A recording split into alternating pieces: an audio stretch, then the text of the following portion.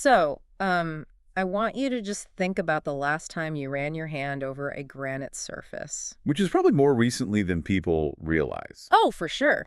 Maybe you were, leaning against a polished bank facade while you were waiting for a friend. Or maybe tracing the carved letters on a cemetery marker. Right, or even just at home. Exactly. That's the most common one. You're just wiping down your kitchen island after chopping vegetables.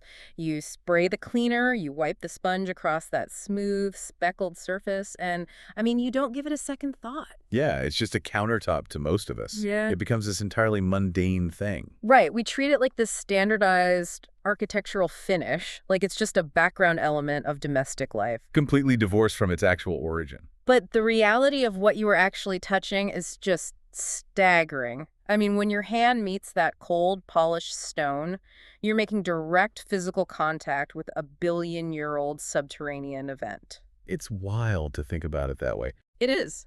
You're touching a material that was born from extreme violence, but also extreme patience. So today, welcome to our deep dive. We are tracing how this stubborn, speckled rock made the journey from a molten magma chamber miles inside the Earth's crust, all the way to public monuments, global empires, and eventually right into your kitchen. It's quite the journey. And our mission today is to really unpack the hidden history in our source materials. We're looking at the intense physical labor and the profound human psychology that is literally trapped inside that stone. Yeah, we really want to explore why humanity is so obsessed with this stuff. Well, to understand human civilization, you really have to understand our relationship with permanence. Right, because we aren't permanent at all. Not even a little bit. We are highly temporary creatures. Our biology is incredibly fragile, and our memories fade quickly. So true. So throughout history, humans have used this incredibly stubborn material to try and negotiate with impermanence. Granite is essentially the physical manifestation of our refusal to be forgotten. Wow, I love that. Our refusal to be forgotten. But to understand why we use this specific rock for that, I guess we have to start with the geology, right? Absolutely. We have to look at the extreme, almost incomprehensible conditions required just to make it. Right, because the geological definition is that granite is a coarse-grained, intrusive igneous plutonic rock. That's a mouthful. It is. But those aren't just fancy descriptive labels, right? They dictate exactly why the stone behaves the way it does. Exactly. Every single one of those terms points to a specific mechanical reality. So igneous means it was born from fire. It comes from molten magma. Okay, magma. Got it. But plutonic is the really crucial part. Like the planet. Or wait, the Roman god. The Roman god. It derives from Pluto, the Roman god of the underworld, because granite forms deep underground. We are talking miles beneath the surface of the Earth. Oh, wow. So it's not like a volcano erupting. No, not at all. When tectonic plates collide or when continental crust heats up beneath these massive mountain ranges, the existing rock partially melts into this thick, silica-rich magma. And this magma rises into the crust, filling these massive subterranean chambers called plutons or batholiths. But it never actually erupts. That's the key, right? It doesn't breach the surface like lava. Right, it stays trapped. It is heavily insulated by miles of surrounding bedrock. So it's just shut down there, baking. Exactly. And because it's trapped under that immense pressure and insulation, the thermodynamics of its cooling process are entirely different from erupted rock. It cools incredibly slowly. Like how slowly are we talking? It could take hundreds of thousands, sometimes millions of years for that magma chamber to fully crystallize. Millions of years just to cool down. That's insane. I always think about the culinary difference here. Like, take a volcanic rock, like rhyolite. Oh, that's a great comparison. Yeah, because rhyolite is magma that erupts and cools super fast in the open air. So rhyolite is essentially a microwaved meal. I love that. It's zapped, it's done quickly, and the resulting texture is incredibly fine. You can't even see the individual mineral components with the naked eye, right? Because they just didn't have time to grow. Right, the crystals are tiny. But granite is this geological slow cooker stew. It's just been simmering in the Earth's crust for like 300 million years. The slow cooker analogy works perfectly for the thermodynamics involved. Because as the magma cools over those millennia, the different minerals within it begin to crystallize at completely different temperatures. Oh, so they don't all harden at once. Nope. And because the cooling is so prolonged, these minerals actually have the time to separate, attract similar molecules, and grow into large, visible interlocking crystals. So that process, that slow growth, is what creates that coarse-grained texture we see. Exactly. It's called a phaneritic texture. It's literally what gives your countertop that distinct salt and pepper speckled look. And the recipe for that stew is incredibly specific, too. Yeah. The sources note it's a felsic rock, meaning it's overwhelmingly rich in silica and feldspar. Right. It's a very specific chemical makeup. So it really comes down to three main ingredients locking together. First is quartz, which is basically silicon dioxide. And that makes up a huge portion of it. Yeah, about 65 to 75% of the stone. And the quartz is what gives granite its glassy translucence, right, and its immense hardness. Yes, the quartz is the backbone. Then you have the feldspar, and the feldspar acts as the primary coloring agent. Right, so depending on the specific potassium or sodium content in that feldspar, that's where you get those deep reds or pinks, creams, or those stark whites. Oh, okay. So when you see a pink granite building, that's just a specific type of feldspar. Exactly. And finally, you have the mica or amphiboles. These are minerals like biotite or hornblende. Which are the dark parts, right? Yep. Those are the dark black flecks and the reflective shimmering elements you see catching the light in the stone. And the way those three ingredients physically bond is what gives granite its legendary physical traits. At an atomic level, the way they interlock is fascinating. Yeah, because the interlocking crystalline structure leaves virtually no pore space. It has incredibly low porosity. Which means it doesn't absorb water easily. Right, and in a building context, that is massive. It makes the stone highly resistant to freeze-thaw cycles. Because water can't seep in. Exactly. Water can't seep in, freeze, expand, and crack the stone from the inside out, which is exactly what happens to softer, more porous rocks like sandstone. It also has very poor thermal and electrical conductivity. And its compressive strengths is just astronomical. Like, you can just stack weight on it forever. Pretty much. You can stack an unimaginable amount of weight on top of a granite block, and those interlocking crystals simply distribute the load. It essentially will not crush. But see, this is where the human element gets really confusing for me. How so? Well, look at this from the perspective of early human history. People are trying to build things with rudimentary, often Bronze Age hand tools. Right. And here is this rock that sits at a 6 or 7 on the Mohs hardness scale. It's incredibly heavy. And even worse, the source points out it's brittle under tension. Yes, it is. Meaning if you strike it the wrong way, or if you bend a long slab, it just snaps, and it instantly dulls whatever tools you hit it with. It's notoriously stubborn. So it sounds like an absolute nightmare to manipulate. Why would ancient societies go to war with this specific stone when they had vast quantities of softer stuff like limestone and sandstone right in front of them? Well, they went to war with it precisely because of that resistance. You have to consider the life cycle of other building materials. Okay, like wood. Yeah, wood is easy to shape, but it rots. It catches fire. Yeah. Insects devour it. Makes sense. And metal rusts. Right. Now, sandstone and limestone are relatively easy to carve. You can work them with basic iron tools, but they erode. Oh, right. The wind and the rain will literally wash a sandstone, carving away over a few centuries. But granite fundamentally resists that weathering. So they realized early on that geology had sort of optimized this material for permanence. Exactly. Ancient builders realized that if you could manage to force this stone into a shape, that shape would outlast your empire. It would outlast your gods. Wow.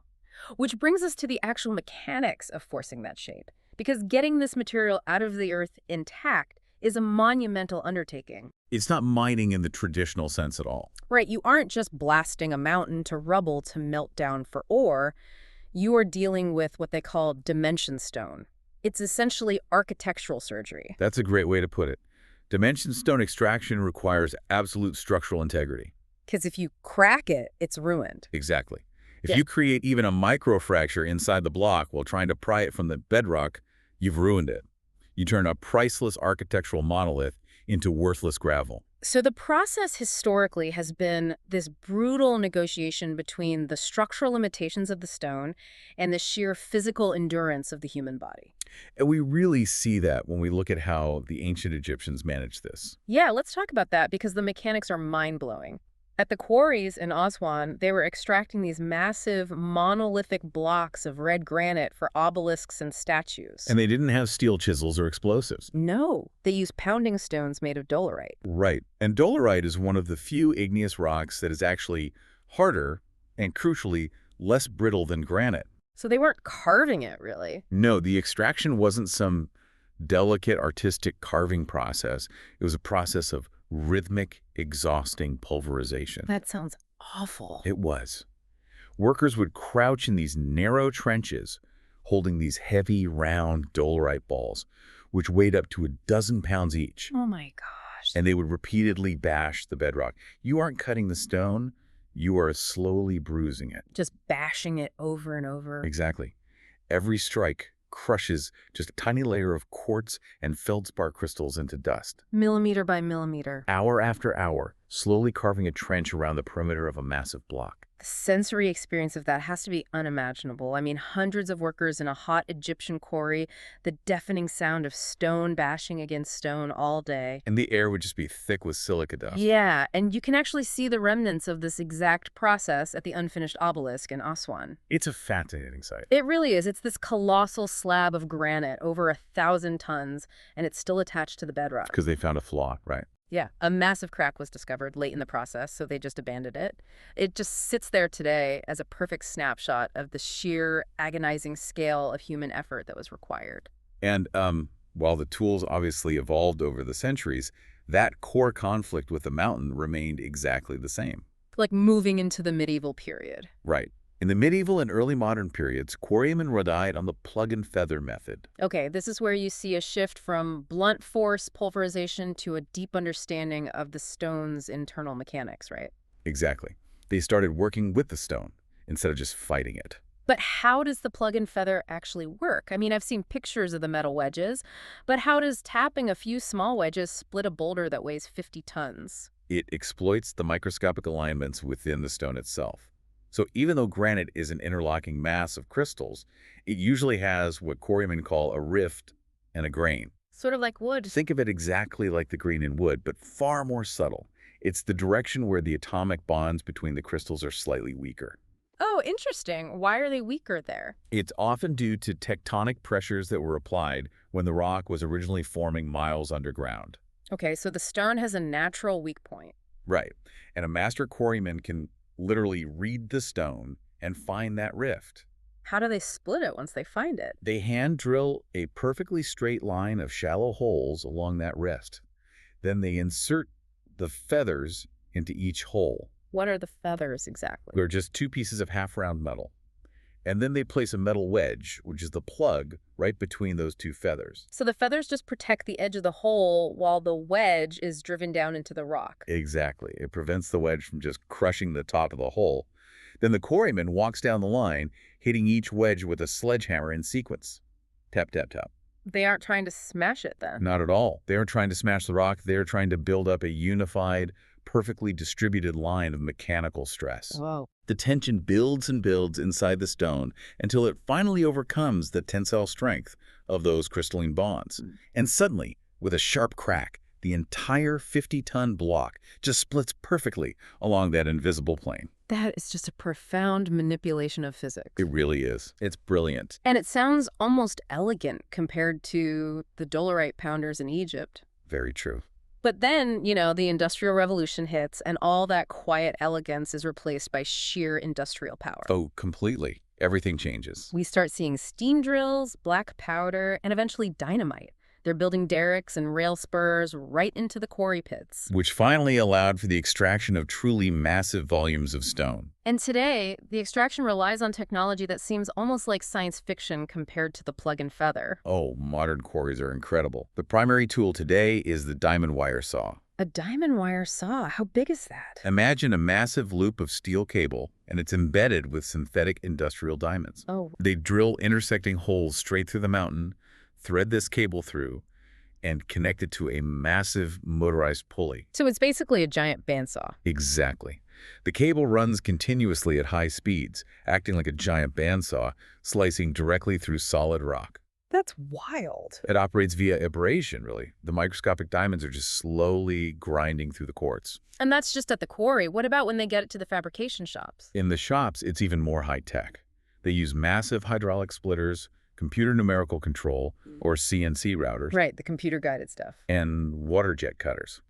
These water jets slice right through 3-inch thick slabs of solid granite using water pressurized to 60,000 psi, mixed with garnet sand. 60,000 psi, that would take off a limb. Easily. It slices rock like butter. But, despite all that technology, the water jets, the diamond wires, the human toll of this industry remains deeply sobering in the It sources. really does. It's a dangerous business. Granite is totally unforgiving. A single block can weigh 20 or 30 tons. So the acute physical dangers in a quarry or a fabrication shop are just constant. The heavy machinery alone is terrifying. Yeah, falling blocks, crane failures. There's always the risk of a massive slab tipping over and instantly crushing a worker. The acute dangers are terrifying, absolutely. But historically, the chronic dangers have actually caused far more devastation. Right, the long-term stuff. Yeah. Operating heavy pneumatic drills for decades leads to hand-arm vibration syndrome. What does that do? It causes severe nerve damage in the hands and arms. And then there's the noise. The noise in a cutting shed leads to profound hearing loss. Which makes sense, sawing rock all day. But the ultimate threat, the one that has truly defined granite labor for a century, is silica, The dust. specifically respirable crystalline silica.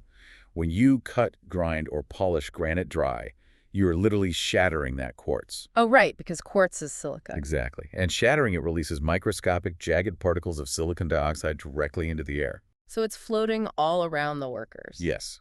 And these particles are a fraction of the size of a single grain of sand.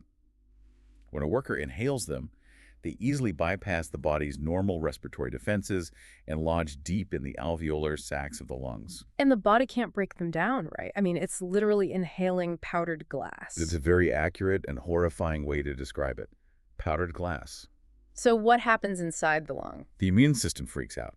It sends these cells called macrophages to consume the foreign particles, but the silica is toxic to them. Oh, no. So the macrophages die, and when they die, they release enzymes that cause surrounding tissue damage. So your own immune system is basically destroying your lungs. Over time, yes.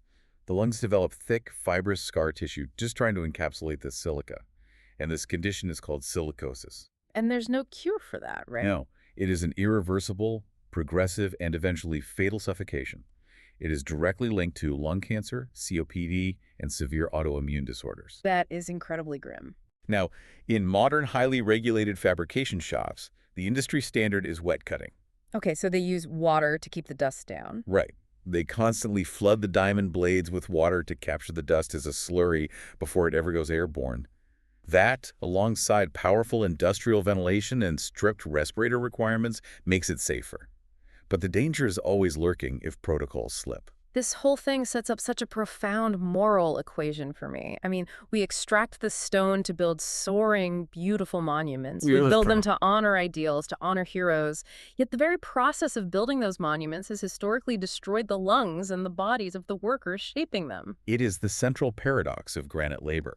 And it birthed entirely unique sociological environments. Whoa, like the quarry towns. Yes. Look at the famous quarry towns of the 19th and 20th centuries. Places like Barr, Vermont, Quincy, Massachusetts, or Aberdeen in Scotland. The sources go into some detail on Barr, Vermont. In these towns, the stone dictated everything. The economy, the social hierarchy, the local architecture, the politics, it all revolved entirely around the quarry pit and the cutting sheds. The culture in a place like Barr is fascinating to read about. You had these master carvers immigrating from northern Italy, bringing incredible artistic skill to the U.S. The craftsmanship was unparalleled. There was immense pride in what they were doing. These workers knew they were building the physical foundations of modern American cities. They were the ones actually carving the bank columns and the cemetery angels. But that pride was coupled with this really dark fatalism. Because of the dust. Exactly. They lived with the constant, unavoidable presence of industrial injury and what they called miner's consumption. Which was just silicosis before it had a formal medical definition. Right. They knew the dust was killing them. They saw their fathers and brothers dying from it. And that environment, that intense combination of highly skilled, proud labor and lethal working conditions, made these quarry towns crucibles for early labor movement. They had to fight back. They did. The workers unionized, they went on strike, and they fought brutally hard for basic safety standards, dust ventilation systems, and fair wages. Because they intuitively understood the class dynamic at play here.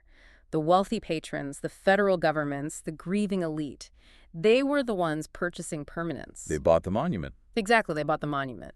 But the workers were the ones actually absorbing the physical danger of pulling that permanence out of the earth. That class dynamic transitions perfectly into how the stone was actually utilized once it finally left those quarry towns. Because once humanity successfully extracted these massive blocks, they didn't just build normal houses with them. No, they deployed them to send a very specific, undeniable political and cultural message. They used the architecture of granite to project authority. Right. I mean, you don't use granite if you are building a temporary market stall or a basic shelter. You use it when you want your presence to be inescapable. We mentioned ancient Egypt earlier. Yeah. They utilized granite for the inner burial chambers of the Great Pyramids. They used it for massive sarcophagi, for these colossal statues of the pharaohs. And they did this because the stone represented divine kingship and cosmic order. They needed to last forever. Exactly. The ruler's memory, their political and religious legacy, was meant to outlast the biology of your physical body. So they needed a material that actively refused to decay. And the Romans adopted that exact same desire for permanence, but of course they added a layer of logistical dominance to it. As the Romans always did. Right. They didn't just build with granite. They turned the transportation of the stone into this massive theatrical display of imperial might. It was a huge flex. The Romans would actually quarry these colossal single-piece granite columns all the way in Egypt, columns weighing upwards of 50 tons. And then move them across the sea. Yes, they would move them by these specialized ships across the entire Mediterranean Sea to the imperial capital in Rome. The logistics of doing that in the ancient world are just staggering to think about. I can't even imagine just loading a 50-ton monolithic rock cylinder onto a wooden barge without immediately sinking it requires an unbelievable command of physics and engineering. And the thing is, that logistical difficulty was the entire point. Wait, really? It was on purpose? So absolutely. A massive granite column holding up the portico of the Roman Pantheon wasn't just there for structural support. It was a political flex. Look what we can do. Exactly. It was the Roman Empire proving to its citizens, and more importantly to its conquered territories, that it possessed the organizational capacity, the surplus wealth, and the sheer labor force to command both massive weight and vast distance. So it was physical proof that they ruled the world. Precisely. And we see similar architectural authority pop up in South Asia, too. Oh, the Indian temple complexes. Right. Massive Indian temple complexes utilize granite to provide sacred continuity. They built them to last. And they did. These structures served as regional economic and cultural hubs that stood firm for centuries, essentially anchoring the spiritual identity of the landscape against invasions and the passage of time. And when you look at the 19th and 20th centuries, modern states operate on that exact same wavelength. Nothing really changed in that regard. No. Look at the center of any major capital city today. You see Capitol buildings, central banks, Supreme Court houses, and they're all clad in these massive granite blocks. It's the standard aesthetic of power. When you really analyze it, massive granite architecture is essentially wealth made heavy. I like that phrase. Well, it's true, right? It's not liquid currency that a state can just spend on goods or services. It is a giant, immovable billboard that communicates. We had so much surplus wealth and so much surplus labor that we built this incredibly difficult, expensive structure just to prove to you that we could. It is the ultimate psychology of institutional legitimacy. Just think about the physical experience of walking up the wide granite steps of a major national bank or a Supreme Court. You feel small. You do. Before you ever speak to a teller or a judge, the material itself is subconsciously communicating with you. Right. The immense weight and the total lack of flexibility in the stone tells the citizen, we are stable, we are serious, we intend to remain here, do not challenge us. That's a really powerful message. It is highly effective at symbolizing public trust and reliability. But, that message has a dual nature. How do you mean? Well, the exact same stone that conveys justice and security can also feel incredibly cold, bureaucratic, and exclusionary. It can be intensely physically intimidating. That dual nature, the way the stone holds complex realities, I don't think that is anywhere more apparent than in the monument at Mount Rushmore. Oh, that is the perfect case study. The sources highlight this perfectly. The Right. engineering alone at Mount Rushmore is just breathtaking. Yeah. Carving the 60-foot faces of 4 U.S. presidents into the side of a solid granite mountain required a masterful combination of precise dynamite blasting and intricate drilling. It was a massive undertaking. It stands as this monumental feat of logistics and artistry, and it has undeniably become one of the most recognizable national symbols in the world. But at the exact same time, the monument's existence is deeply entangled with historical controversy. Right, we have to look at the other side of it impartially. The faces are carved directly into the Black Hills of South Dakota, and this specific landscape is deeply sacred to Lakota people. Yes. Furthermore, the creation of the monument on that land represents direct historical U.S. treaty violations. So the Granite Mountain essentially holds two entirely different realities simultaneously. It does. It functions as a towering testament to national ambition and engineering, while also standing as a permanent site of indigenous dispossession. Exactly. And the stone itself is completely neutral in all of this. Right, doesn't care. It's just quartz and feldspar interlocking. It's the human application, the intent behind the chisel that brings all that cultural weight. That's a great point. And that actually raises a fascinating point about how we interact with the stone on a smaller, more intimate scale. Because over the last few decades, it isn't just emperors, pharaohs, and federal governments using granite anymore. No, it's gotten much more personal. Right. In the modern era, that exact same deep-seated desire for permanence, that need to leave a physical mark against the passage of time, has entirely infiltrated our personal lives. It shapes our homes, and interestingly, it shapes the way we speak. Oh, the linguistic impact is profound in English. We use metaphors derived from the physical properties of the stone constantly, often without even realizing their geological origin. Like saying someone has granite resolve. Exactly. Or we insist that important rules are carved in stone. The state of New Hampshire proudly identifies itself as the granite state. And in all these linguistic applications, the stone serves as a stand-in for strength, Right. reliability, and an unwavering foundation. But just like the imposing facade of a courthouse we talked about, there is a distinct flip side to the language, too. Right, the coldness. Yeah, to describe someone as having a granite expression implies emotional coldness, rigidity, an unyielding and unapproachable reserve. The stone fundamentally lacks warmth. And nowhere is that cold, unyielding nature more relevant than in granite's profound connection to death and memory. The memorial industry. Yes, if you look at war memorials, mausoleums, tombstones, granite absolutely dominates those spaces today. Why is that? Just because it lasts. Because grief demands resistance.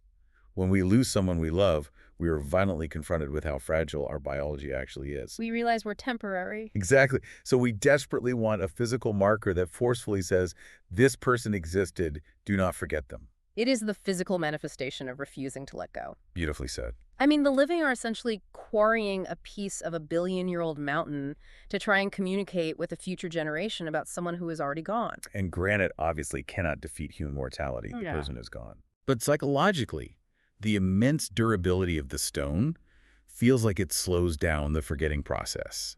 It gives us this illusion that the memory is now as permanent as the geology. You know, I picture a granite tombstone as a physical anchor. How do you mean? Well, if you imagine the passage of time as this rushing, violent river that is constantly washing names and memories away downstream, a granite marker is a heavy, immovable anchor dropped directly into the riverbed. It's an attempt to hold that specific name in place against the current of time. That is a very poignant way to understand it. And while we use the stone to anchor memory in the cemetery, we also use it to anchor status in the home. Yes. The pivot to the domestic space. This is where the narrative of granite takes a fascinating, highly commercial pivot in the late 20th and early 21st centuries. It moves from the civic plaza and the graveyard directly into the middle-class kitchen. The granite countertop. Over the last 30 years, it became the ultimate, inescapable symbol of domestic achievement. If you were remodeling a kitchen, you wanted natural granite. Had to have it. And the industry heavily markets these incredibly exotic-sounding varieties from all over the world. Absolute black, Ubatuba, blue pearl, cashmere white. All these evocative names. And you really have to wonder about the disconnect here.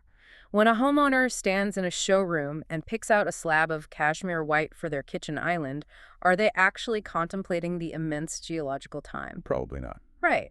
Are they thinking about the slow-cooling magma chambers deep within the Earth's crust? Or are they just buying into a lifestyle brand? Are they just purchasing a tangible feeling of stability and adult success? From a consumer standpoint, it is almost entirely about the psychology of lifestyle branding. Just a status symbol. Yes, but that branding is highly effective, specifically because of what sociologists call the consumer psychology of authenticity. What does that mean? It means consumers will consistently pay a massive premium for natural granite, complete with its minor flaws, its unpredictable veining, and its irregular speckles over a perfectly uniform, easily manufactured synthetic material. Even if the synthetic one is practically identical. Right. On a subconscious level, they crave that geological authenticity. The natural, unrepeatable variation proves that it is real. It proves it came from the Earth. It symbolizes that the home is indeed a castle, that it is a stable, grounded environment.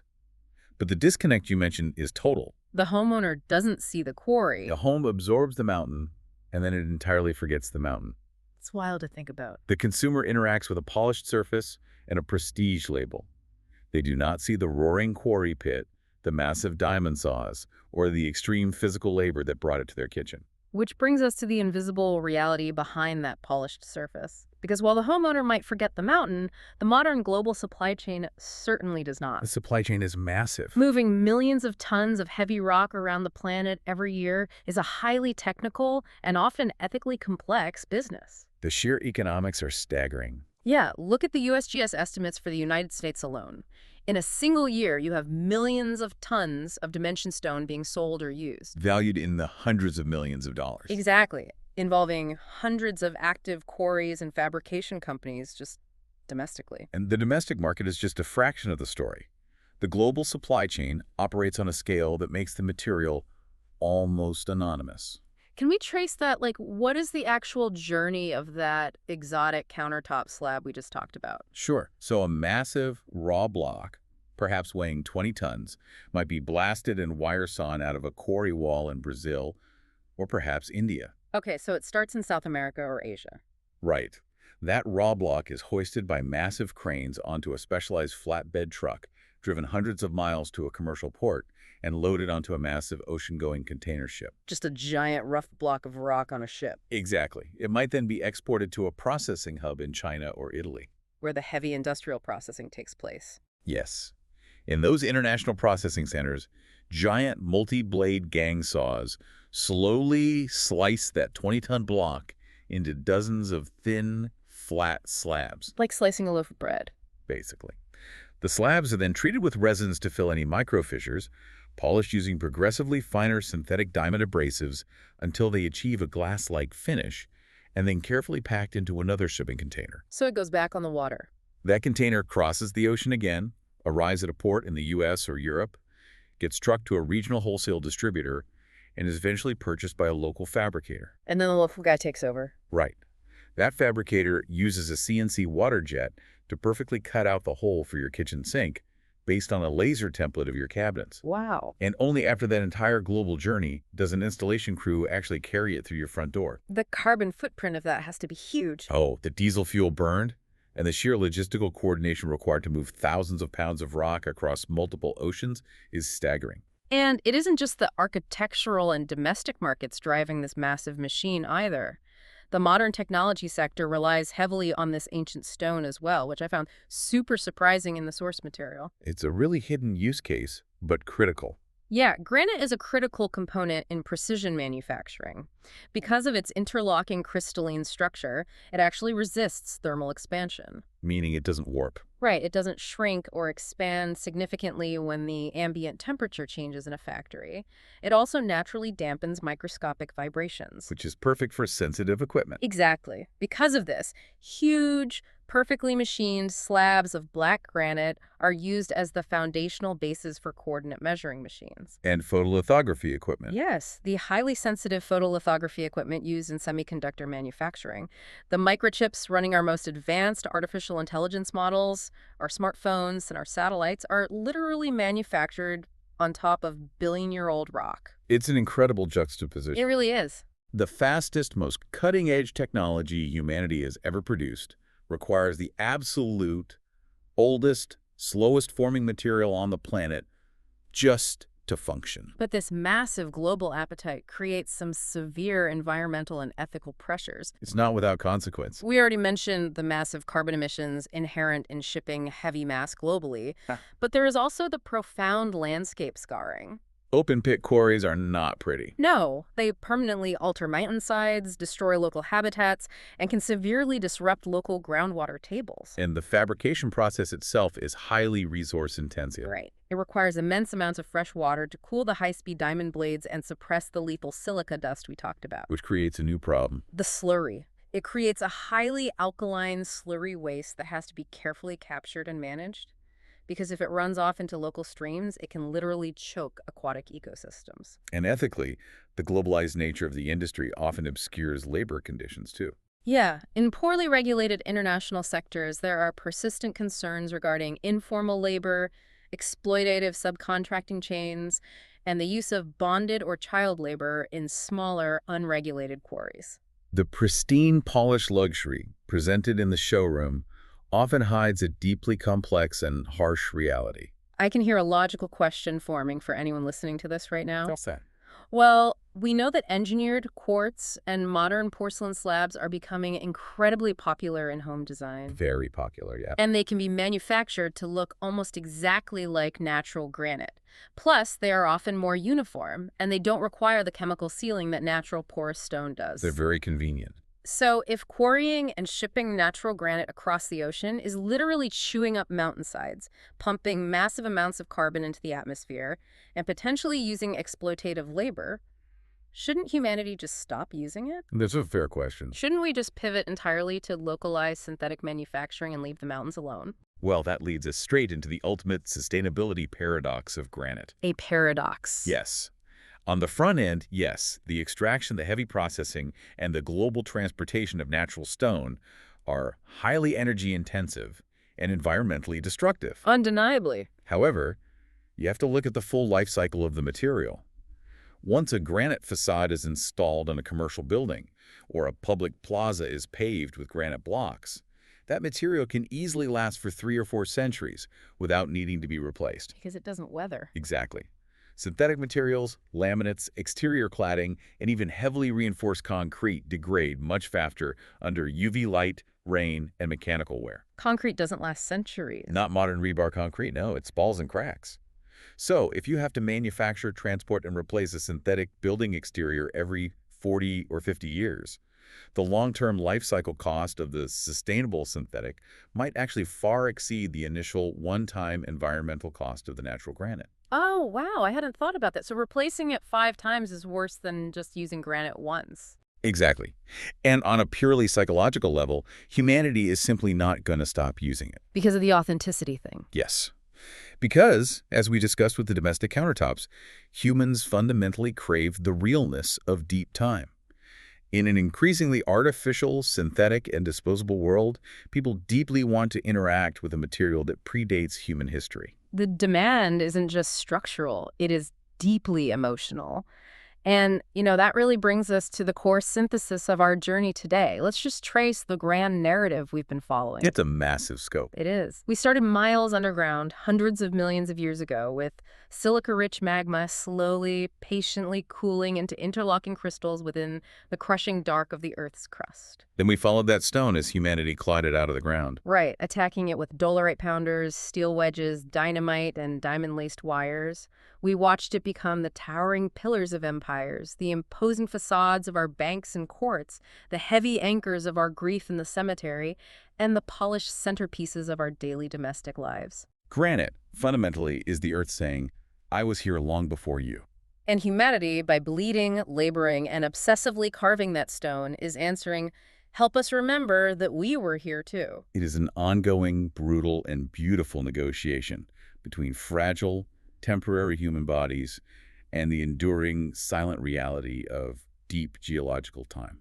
I really want you to take this perspective with you tomorrow. When you walk through the streets of your city, or when you simply walk into your kitchen to make coffee, look at the stone features around you differently. Don't just see a standardized building material. Or a prestige purchase. Try to see them as frozen geological events. Try to visualize the invisible, massive global network of container ships, gantry cranes, and screaming diamond saws that brought it to you. Acknowledge the records of hidden labor. Exactly. The lung capacity sacrificed by generations of quarrymen and the sheer human ambition permanently trapped inside those interlocking crystals. Once you understand the deep story of the stone, the GIP environment around you ceases to be just background architecture. It becomes a profound historical and geological text that you can read. It really does. And I want to leave you with one final provocative thought to mull over. Let's hear it. We have spent this entire time exploring physical permanence, but we are moving rapidly, almost entirely, into a digital age. We certainly are. Our photographs, our financial records, our written histories, our most precious personal memories, they're increasingly stored invisibly in the cloud. But the cloud is just a fragile network of physical servers. Exactly. It's heavily dependent on constant electricity, cooling, and corporate maintenance. A single catastrophic hardware failure, a massive electromagnetic event, or simply the degradation of a data format over a century could wipe it all out completely. It's incredibly precarious when you compare it to stone. So as our lives become increasingly weightless, digital, and invisible, will our ancient psychological hunger for physical, heavy, granite-like permanence become even stronger? That's a chilling thought. Will future generations eventually realize the terrifying fragility of the cloud and be forced to invent some kind of digital granite, a completely unalterable, enduring physical storage medium just to satisfy our deepest, oldest fear of being forgotten? It raises a vital question about what the monuments and the archives of the far future will actually look like, and whether they will rely on code or return to stone. It really does. So the next time you are chopping vegetables and you wipe down that kitchen island, remember, you aren't just cleaning a counter. You are touching a billion-year-old anchor dropped into the rushing river of time.